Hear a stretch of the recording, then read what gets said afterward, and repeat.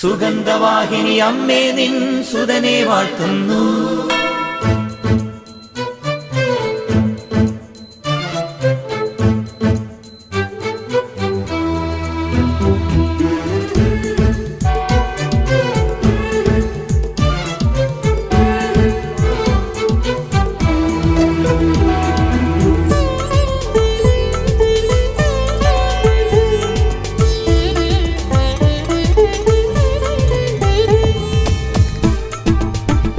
സ്നേഹമുള്ള സഹോദരങ്ങളെ, പ്രഭാതവന്ദനം.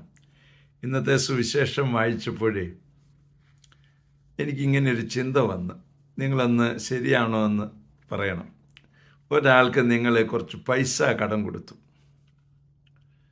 നിങ്ങൾ കൊടുത്തതാണ്, അത് നിങ്ങൾക്ക് തിരിച്ചു കിട്ടിയില്ല.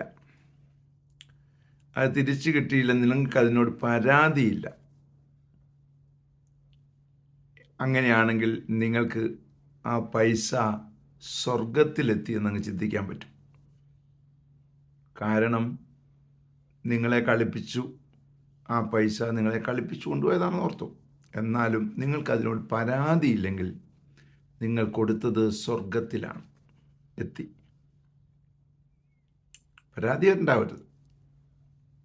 അങ്ങനെയാണെങ്കിൽ നീ ഒരുവനോട് ക്ഷമിക്കുകയാണ്, പരാതിയില്ലാതെ ക്ഷമിക്കുകയാണ്.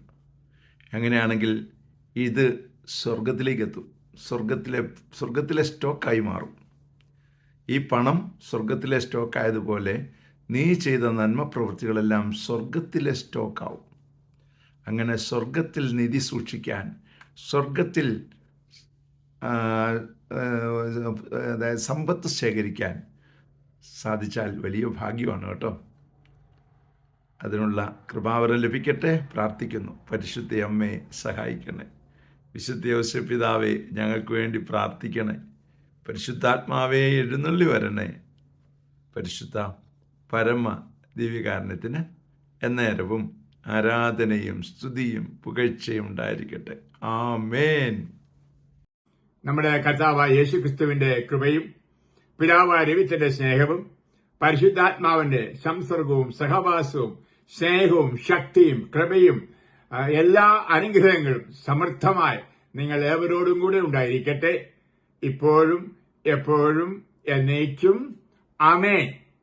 സുഗന്ധവാഹിനി അമ്മേ നിൻ സുതനെ വാഴ്ത്തുന്നു.